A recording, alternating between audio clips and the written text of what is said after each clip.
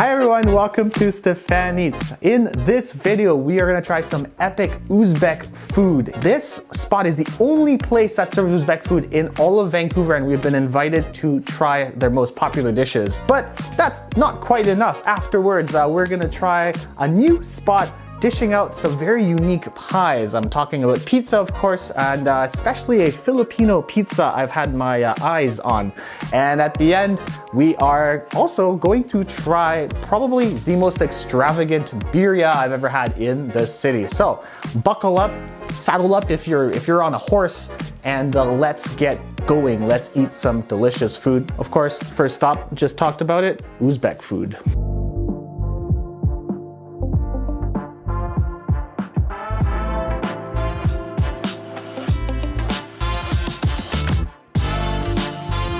Before I did go see them, I pre-ordered a bunch of dishes, and this showed up. So I've kind of made it look a little bit pretty, you know, because it has to look nice. Got quite a spread here, and this is the sweet stuff came in boxes, so we just put it on the plate, make it look pretty nice. And then I think the first thing we're gonna try though is the mador. Yo, it's called mador. Perfect. So this is puff pastry. This one should have potatoes, spinach, and cheese. And of course, if it's not that amazing, then I'll just go and walk outside my door. Okay, anyways, looks fairly thin. A little bit of grease on there.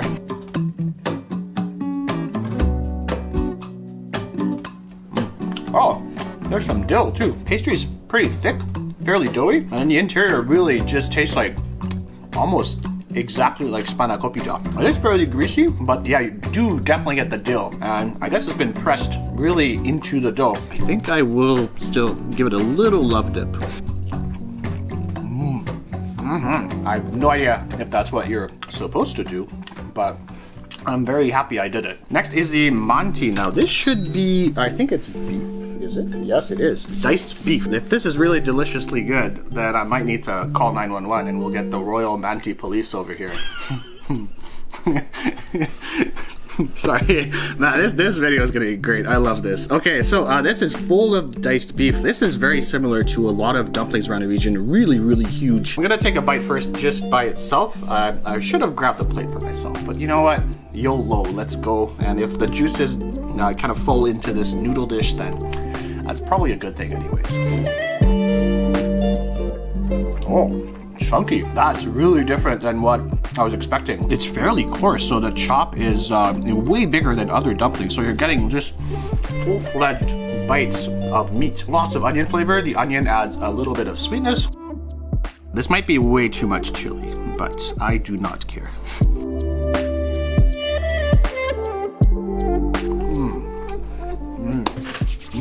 That chili oil just makes the dumpling 200 times better. And once again, that kind of charred chili flavor. It's a spice that sneaks up on you for sure, and I can feel it now just creeping down my throat. Like Rachel Ray would say, yum-oh. Let's go into maybe the most famous dish of Uzbekistan. This is called pulav. This is an ancient dish, and from this region, it started potentially in India. It involves Alexander the Great, and then there's like 4 or 5 other paragraphs on Wikipedia.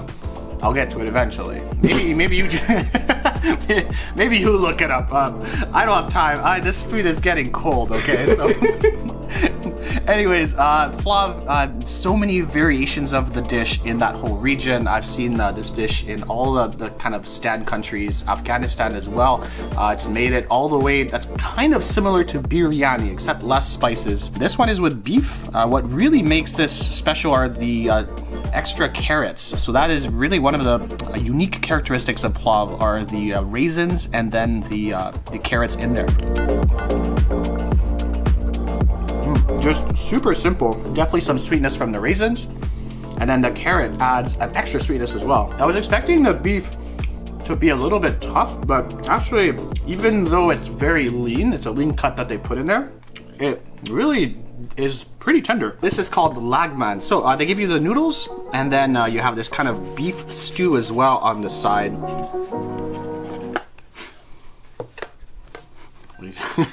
Let's separate it a bit. You want to use some utensils to separate it? Probably, but it's fine. Just, I'll edit all of this out.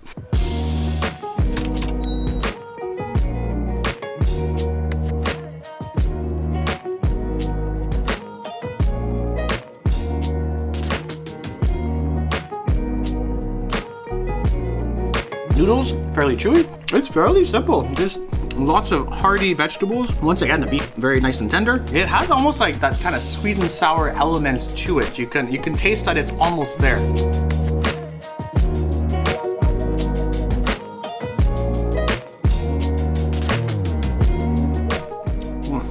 Yeah. Once again, just adds the extra flavor kick that you need. These are your desserts. This is sereniki, kind of like a pancake thingy, and then chak-chak. Now, this looks very suspiciously close to a Rice Krispie square. I don't know if they're making this with Rice Krispies or if there's a special Rice Krispie based or kind of cereal based in Uzbekistan, but let's give it a shot. Tastes like a Rice Krispie square to me.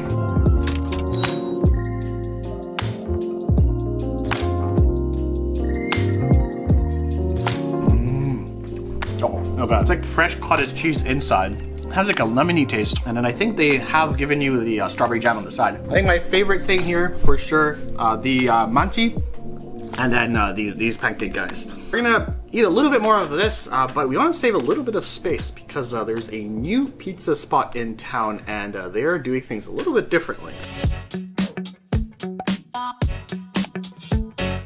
Brand new pizza spot, and you can tell that the hype has reached social media because it's pretty popular. It's very full. Luckily, we've scored a table. Somebody just left, or else our backup plan was a random sketchy park just over there. We got two pizzas, and one of them is really cool. We're gonna open this one first. This is the Filipino breakfast pizza. Boop. There you go. So. This one should have an egg on it, some longanisa sausage, some pickled onions, and some scallions, it looks like. And the other one, just because we're trying to be healthy here, you know, eating our veggies. This might be the only veggie I'm eating in this whole video. Cool. There you go. Whoa, that looks really cool. This is a Brussels sprout pizza, and there's some caramelized stuff on there. I think lots of nuts and giblets and goblets, right?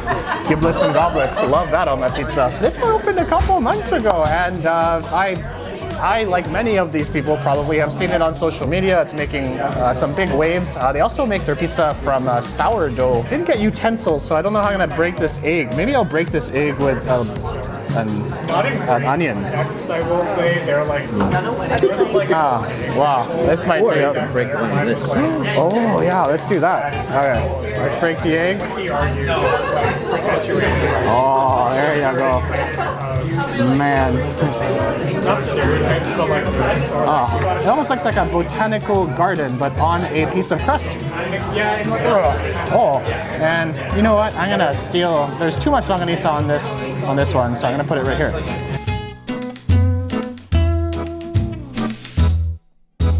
Oh, garlicky, really delicious. Longanisa has that kind of sweet, garlicky, meaty flavor. The egg, super velvety. Because of all these ingredients on here, it's hard to taste the crust, but I'm gonna grab a little bit of a thinner slice afterwards.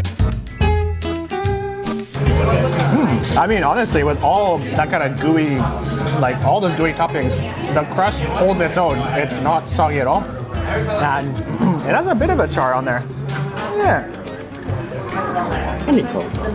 It's like a honeycomb. It is like a honeycomb. Actually, that's very interesting. I wonder what kind of pan they're using for that. So I'm gonna grab another slice without the egg just to see what it would taste like, because realistically, one person's getting that slice and everybody else is getting the eggless stuff. So one person's special.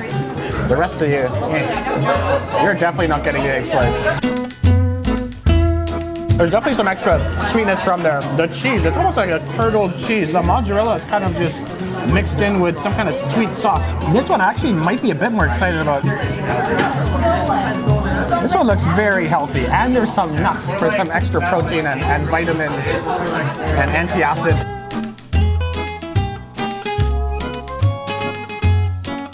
I can't believe I'm gonna say this. I like this one much more. First of all, Brussels sprouts, just a little bit cooked, but still retains a crunchiness. There's the char on the outside. The nuts add a little bit of texture. If you look at these two pizzas, this one has way more char on it. And that's really what I love on a pizza. It's just that extra caramelization. And that's what Brussels sprouts do too. When you caramelize Brussels sprouts, there's an extra natural vegetal sweetness to them. And they've achieved that perfectly with this slice. I adore the addition of the nuts on there because it's sweet, nutty. There is an extra sweet glaze on top of that. Maybe this will turn me into a vegetarian. Oh wait, what's the next thing we're eating again? Oh, lamb birria. Oh, maybe not. Okay, well, we'll wait until we become vegetarians. Just one more meat dish.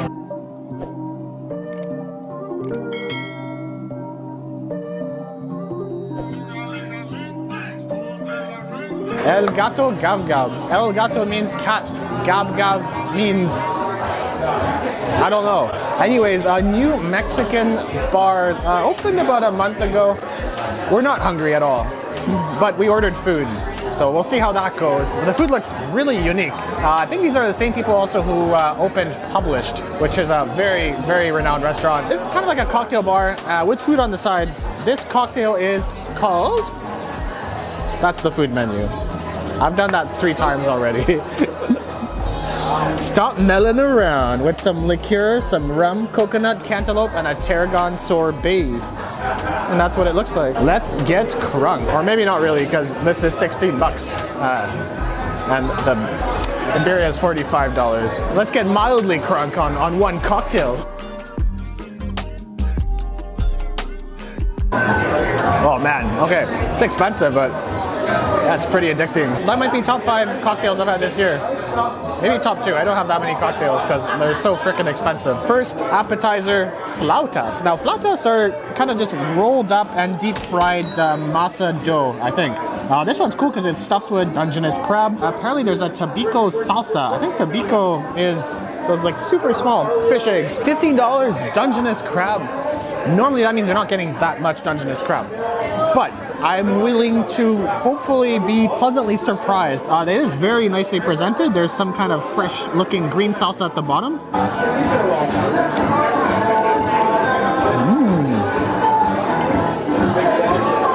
Okay. Now, the first thing I'm going to say is even if you don't taste the crab, which you don't, it's still insanely delicious. That sauce is almost like a charred flavor. There's some acidity coming through.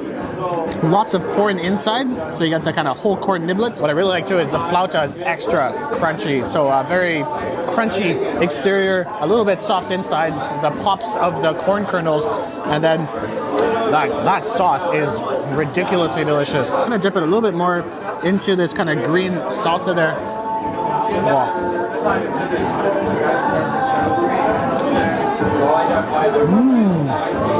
Okay. I don't know why they didn't just put that green salsa on top of the whole thing. I was trying to look for the tabico. It's in the green sauce as well. And that's probably what makes it extra delicious. I don't know if you can see it in here. Let's see if you can maybe see it. But there's tabico in the sauce. So the sauce is extra smoky and you get this cool little umami bites from the miniature popping tabico. The ultimate finale of this video is this insane looking birria. I think it's a lamb shank birria. And here you go. Literally, they just give you a giant lamb shank. And of course, the tortillas on the side, the sauces. And this is pretty expensive. But, I mean, man, I don't care. That looks freaking amazing. Let's do the tenderness test. First of all, let's see how tender this lamb shank is. Oh, okay. Well, that's not bad. Oh. Well, I think it gets a passing grade. Looks pretty delicious. Let's construct a taco then. Let's get the blue corn tortilla right on here. Let's use this big ass spoon. This is actually a big ass spoon. Like this is not your this ain't your grandma's typical small ass spoon. This is the big ass spoon. I don't know what that means. Anyways. Oh, look at that. Very saucy. Oh, yeah. The cool thing, at least, because it really doesn't look like that many tortillas, but you can request more, which is good. Unless it costs more. Then, come on now, that's no bueno.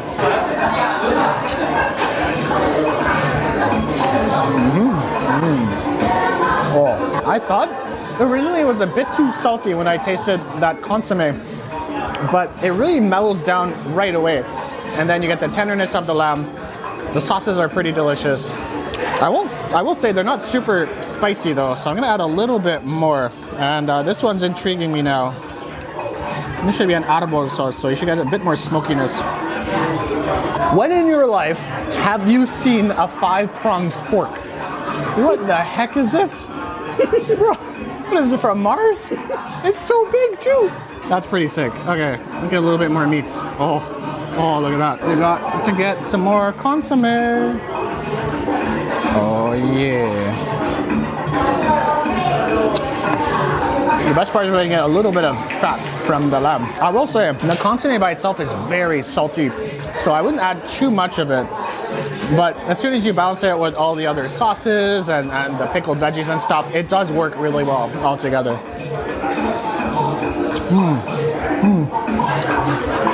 Oh, I'm just left with a piece of lamb in my hand. That's not a bad problem at all.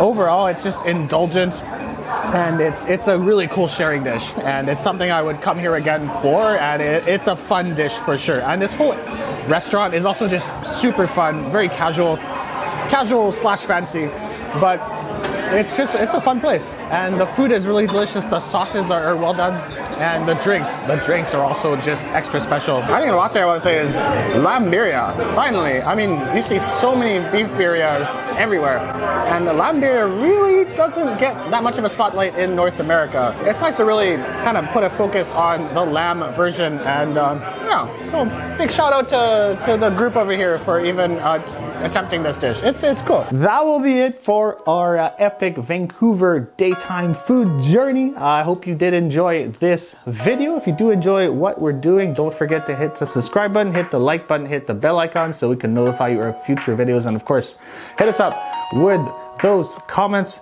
Give me more Vancouver foodie recommendations, any new spots, old spots, medium old spots, medium new spots. Let me know, what is your favorite? I do live in this city, so you know, I gotta try some stuff out. Anyways, we'll see you very soon. Ciao for now.